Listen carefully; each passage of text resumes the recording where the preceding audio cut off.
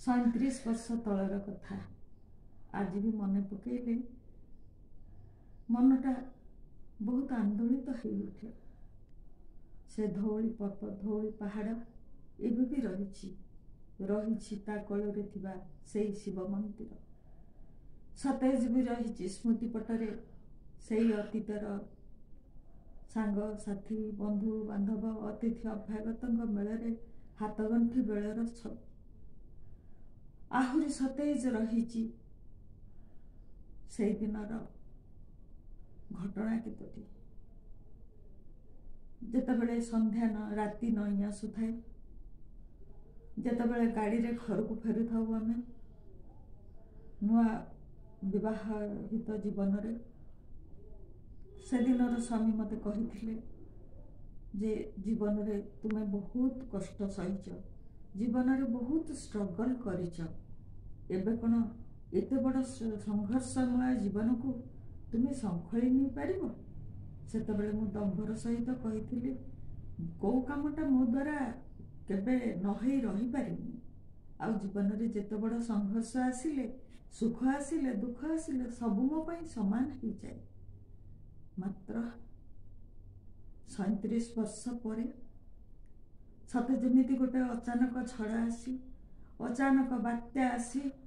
भांगी देइथिला से सुनार संसार से सुंदर संसार समस्ते बिछुड़ी के कुआड़े चली जाइथिले तापर जीवन यही निसंगतार जीवन भितर मनीष जितेबाला बंचिबा को चेष्टा करे से केमिति बंचिबार माध्यम तार कौन हो पारे थरे भावतु तो झिया बेलर स्वप्न कुमारी बेलर स्वप्न कैशोर बेलर स्वप्न बाहागर बेलर स्वप्न बाहागर परर स्वप्न एवं संसार भांगी जीवार संसार उजुड़ी जीवार अवस्था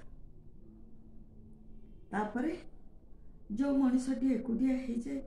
तापाई बंचिबार माध्यम पुणी कौन हो पारे केवल विचार करिब सेई मनीष ना ए समाज ना परिवार किए तार उत्तर दब निजको निजे उत्तर खोजी खोजी मनीष जेतेबेले पागल प्राय हो जाए सेतेबेले ता बंचिबा पई रास्ता बहुत कष्टकर हो जाए तेबे मध्य से बंचे से दुनिया को देखई दिए नारी अपला नुहे नारी दुर्बला नुहे नारी सबुबेले सबला